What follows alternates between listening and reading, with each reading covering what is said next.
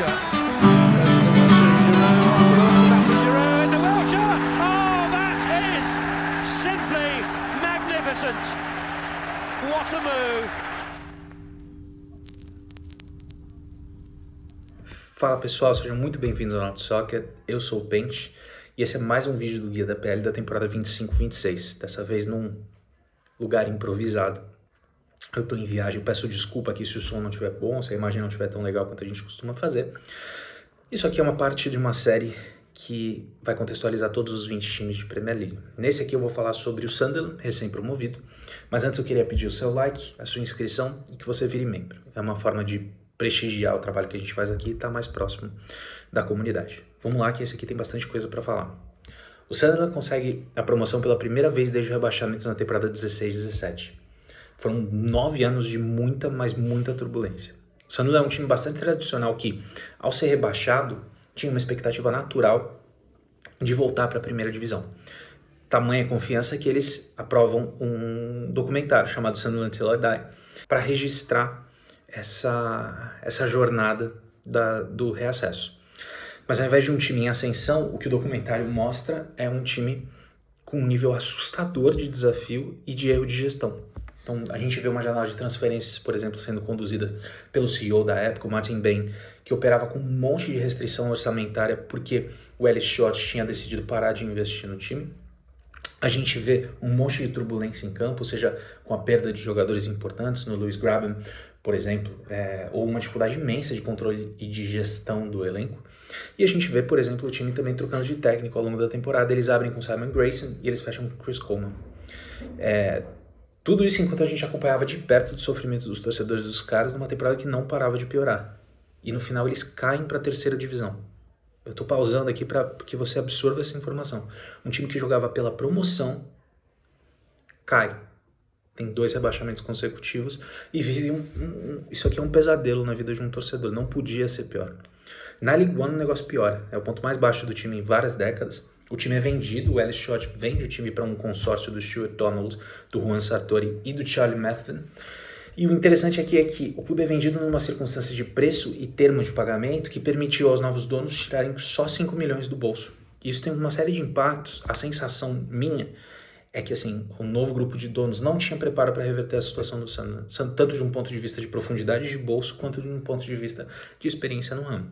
E aí o quadro só piora daí para frente. A nova estrutura parece menos preparada do que a anterior, mais jogadores importantes deixam o clube, e o destino do clube dependia de uma final dos playoffs no final da temporada 18-19 contra o Charlton. O Charlton ganha no último chute do jogo, e o acesso que era certo quando a gente pensava num Sunderland numa terceira divisão, ele não vem. O Sunderland fica 4 anos na League One, na terceira divisão inglesa.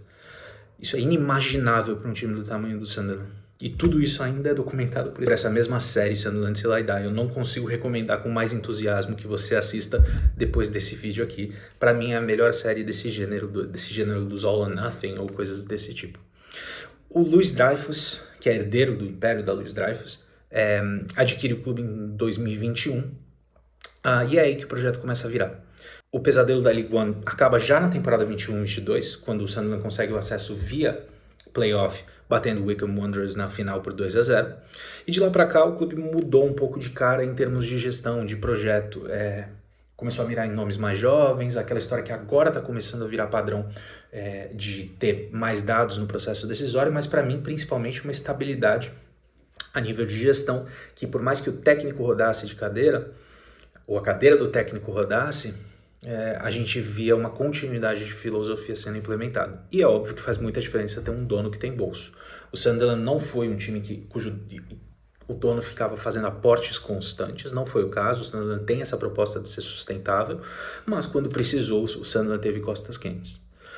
Já na primeira temporada de volta à Championship, na 22-23, eles batem na trave, eles vão para o playoff e perdem para o Luton.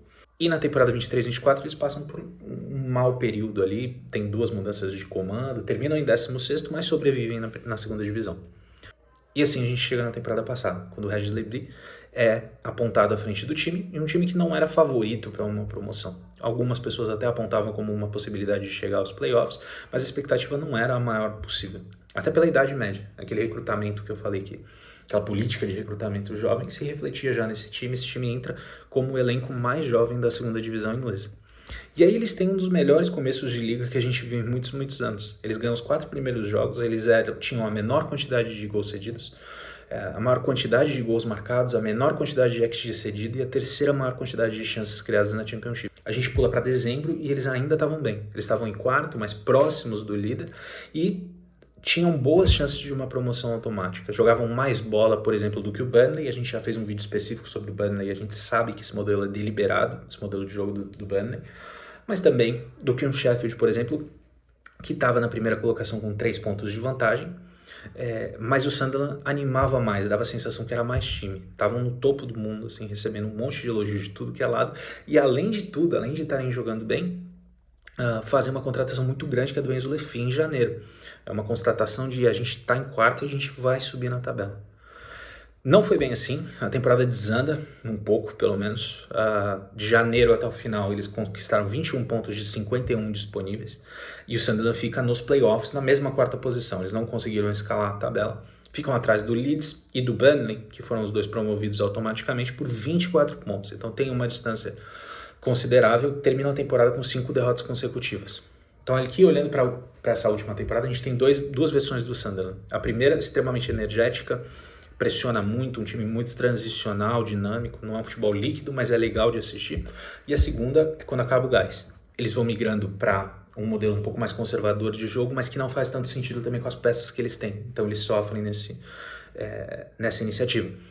E para mim isso aconteceu aqui primariamente por falta de profundidade de elenco. Você começa a ver um pouco de cansaço e quando você tem um modelo de jogo que é amparado na intensidade física, você tem cansaço e lesão, as coisas desandam mesmo.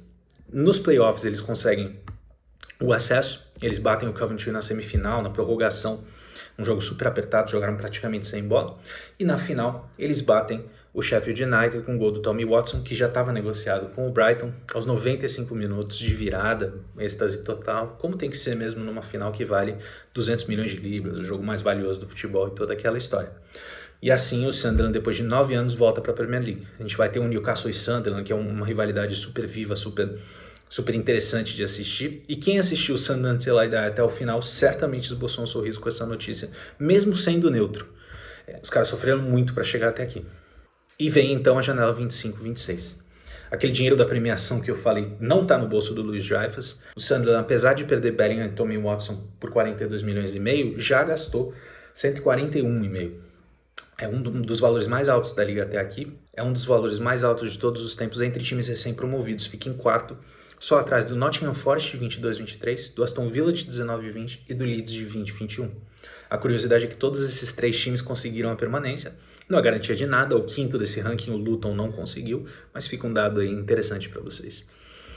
Até que eles trouxeram vários nomes interessantes que animam pra caramba a torcida. O Diarra, a gente vai falar mais de todos esses no campinho, tá? Mas vou só passar aqui para vocês terem uma lista dos nomes. O Diarra vem do Strasbourg, o Adingra vem do Brighton, o Le Fée é contratado em definitivo, o Taube vem do Clube Bruges, ponta pela direita, o Sadiq, meio-campista defensivo, vem do Union Saint-Gilloise, o Xhaka, esse não precisa de legenda, vem do Leverkusen, o Roefs vem do Neymar, espero ter pronunciado isso certo, da Eredivisie, e o Reinildo vem do Atlético de Madrid de graça. Além disso, o clube também está próximo de anunciar o Marc Guiu por empréstimo vindo do Chelsea. Então a gente está falando de um time totalmente transformado com relação à temporada passada. Eu quero colocar um campinho aqui para a gente discutir individualmente as posições. Tá? A gente tem na posição de goleiro o Roefs e o Patterson. O Patterson era o titular da posição, mas era apontado pelos próprios torcedores, apesar de não ter tido uma temporada desastrosa, como um ponto de fragilidade. Então eu suspeito que o Roefs venha para ser o dono da posição. Pela direita a gente tem o Rum, que é bom jogador, jogou muito bem na segunda divisão, foi super constante e eu suspeito que mantém a titularidade, com opção do Huggins e do Jones, que pode jogar dos dois lados de lateral, tem jogado na pré-temporada pela esquerda. A zaga, eu acho que a gente vai ver Ballard e Onai sendo capitão da equipe, e como opções tem o próprio Reinildo, nova contratação, que pode compor por ali, o Alesi e o Silt. Eles têm mais opções, tá? Eu não estou colocando absolutamente todo mundo do elenco, mas eu suspeito que esses sejam as principais peças. O Reinildo, para mim, vem como titular pela esquerda, e a opção dele é bem interessante. Você quer um jogador muito bem quisto, Ele era do Tottenham, a expectativa na temporada passada é que ele fosse um dos melhores laterais da segunda divisão. Não foi bem assim, ele teve alguns problemas de lesão e desde então não conseguiu voltar ao altíssimo nível, mas é um cara pra gente ficar de olho. E tem o Helder também como opção de elenco. O meio de campo foi onde ficou mais recheado, talvez mais estelar aqui. Eu coloquei um meio de campo mais de FIFA, porque eu gostaria de ver um meio de campo de Xhaka, Diarra e Lefi. Seria divertido de assistir, mas eu preciso confessar aqui para vocês que talvez não seja bem isso. Assim, eu não tenho certeza que esse é o equilíbrio defensivo certo para um time que provavelmente vai jogar de forma mais conservadora. A gente já viu o Xhaka, por exemplo, contribuir bastante numa capacidade ofensiva, tanto no Arsenal quanto no Leverkusen. Então, assim, não é impossível que a gente veja, por exemplo, um Sadik mais protagonista e, por exemplo, Xhaka e Diarra no meio, ou Xhaka e Lefi. Talvez a gente não veja os três ao mesmo tempo. Não é impossível também. O Xhaka a gente conhece, tem N valências aqui que podem fazer sentido. O Neil também veio nesse mesmo sentido como destruidor. E a gente tem também, que eu queria falar, o Lefi naturalmente vindo como uma peça mais criativa aqui entre os três. E o Rig também, esse é um menino que tem bastante talento, ele é super falado para times maiores, é um dos caras, talvez o produto que tem o teto mais alto aqui desse time todo. Tá? Pela direita a gente tem o Taube, que vem contratado, estou supondo que para titularidade. O Rig pode compor por ali e o Roberts é um especialista da posição já mais maduro. Pela esquerda a gente tem o Adingra com a opção do Mando. O Mando é um jogador interessante, passou boas impressões, mas teve alguns problemas de disponibilidade na temporada. E por último a gente tem na posição de centroavante o Mayenda, o Guiu e o Isidore. Mayenda eu suspeito que mantém a titularidade, jogador interessante, jogou bem, bom para esticar a linha defensiva, mantém a bola lá no alto, traz o time para o jogo. O Guiu eu estou colocando aqui por conservadorismo como um reserva. Não tenho certeza se vai ser exatamente assim. E o Isidore aqui é um cara mais limitado, mas funciona muito bem em transição, um cara pra gente ficar de olho. Em termos de expectativa e objetivo, eu acho que naturalmente o sonho é a permanência na divisão, como vai ser o caso de qualquer um dos três recém-promovidos.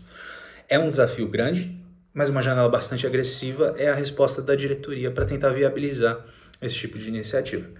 No início da temporada, sem ter um corpo saudável de jogos para jogar, eu colocaria o Sunderland um degrauzinho acima do Burnley em termos de possibilidade de permanência, ou pelo menos em termos de material humano do que vai entrar em campo. Eu acho que o Sunderland hoje vai ter mais qualidade para colocar em campo. Eu colocaria talvez num patamar até similar ao Leeds, apesar das casas de aposta discordarem de mim e darem um favoritismo leve pro time do Daniel Farke nessa fase aqui da temporada. E a sequência inicial de jogos tende a ajudar, então eu acho que se a gente vai ter uma boa primeira impressão, ela vai ser logo aqui no começo, pelo menos a tendência é essa. E para além dessa obviedade aqui, que os investimentos ajudam nessa equação, eu acho que o técnico Lebris é uma fonte de esperança. Ele pegou um time que tinha terminado em 16º na Championship e ele transforma esse time em um time de acesso.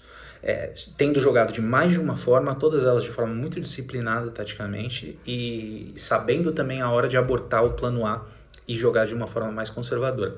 Pode ser uma avenida aí de esperança para eles. Eles construíram até aqui um time cheio de coisas interessantes, o projeto é legal e agora a gente espera para ver se isso vai ser suficiente para quebrar essa tendência dos times recém-promovidos nos últimos anos. Espero que vocês tenham gostado, amanhã tem mais Guia da PL, um abraço para vocês.